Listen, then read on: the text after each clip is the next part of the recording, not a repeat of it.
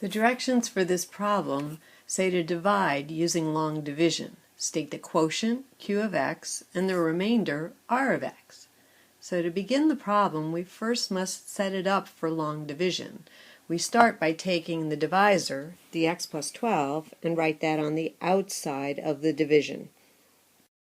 Next, we take the dividend, x squared plus 3x plus 9, and put that inside the long division problem. Now we're ready to begin the process of long division.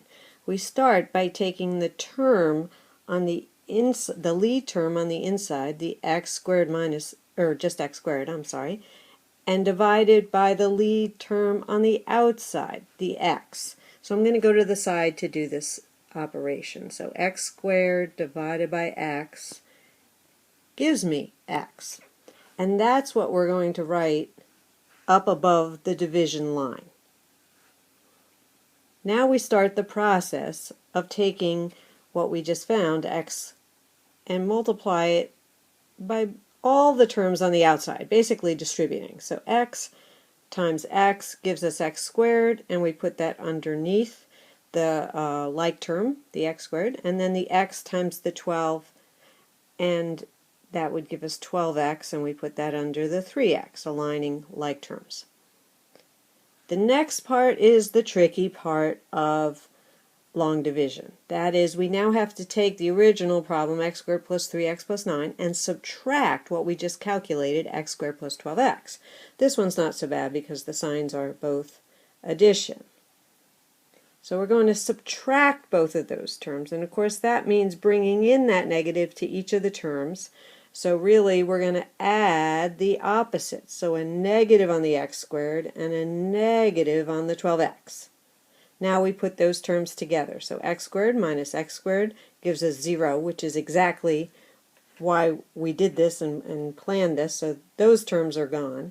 But now 3 minus 12x, so 3 minus 12, we're taking away more than we have, so that's negative, and 12 take away 3 is 9. So we're now down to a negative 9x for that term. And now we start the process all over again. We bring down the 9 first to get started. And we're going to take the lead term inside, negative 9x, and divide it by the lead term outside, that x.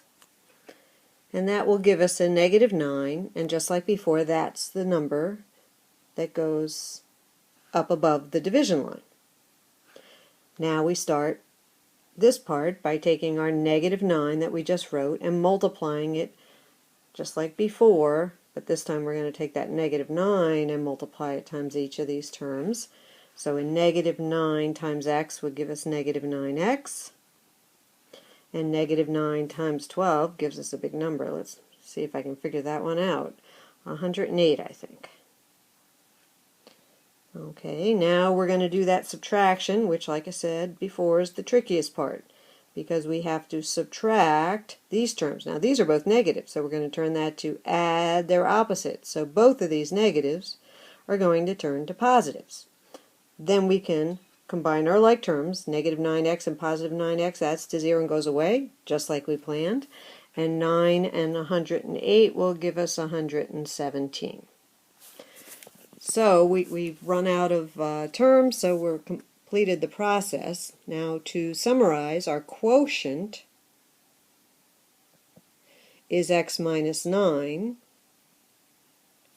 plus our remainder, 117, over the divisor, x plus 12.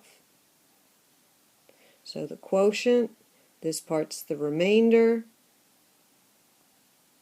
and this part's the divisor. And that's how we express the entire final answer.